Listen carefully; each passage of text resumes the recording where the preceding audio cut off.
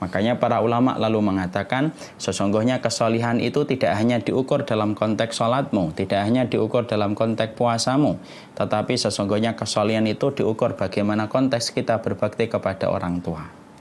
Makanya siapapun hari ini, di dalam agama yang Allah ridhoi ini, agama yang hanif, kalau kemudian kita mendapati bahwasanya pada agama yang hanif ini ada orang yang senantiasa melaksanakan sholat, tetapi dia membuat luka ibu dan bapaknya, maka sesungguhnya pahala sholatnya tidak akan pernah sebanding untuk membayar dosa yang telah dia lakukan kepada ibu dan bapaknya. Kalau ada orang rajin mendatangi majelis ilmu, dia rajin untuk mendatangi majelis-majelis taklim bersama para ustadz-ustadz besar misalkan, maka sesungguhnya tetapi seiring dia melakukan perjalanan ilmu untuk mengkaji setiap majelis ilmu, itu tidak akan sebanding dengan dosanya ketika dia berteriak dan berbuat kasar kepada ibu dan bapaknya. Karena apa?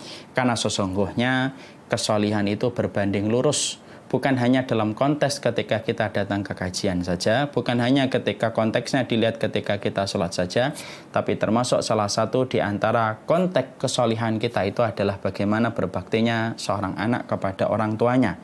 Siapapun anak yang mampu menjemput keridhaan pada hati ibu dan bapaknya, maka pada saat itulah dia disebut sebagai orang yang sholih. Tinggal bagaimana sholatnya, tinggal bagaimana puasanya, dan tinggal bagaimana ketaatan yang lainnya yang akan menyempurnakan. Dan disitulah kita paham, kesolihan itu berbanding lurus dengan baktinya seorang anak kepada ibu dan bapaknya.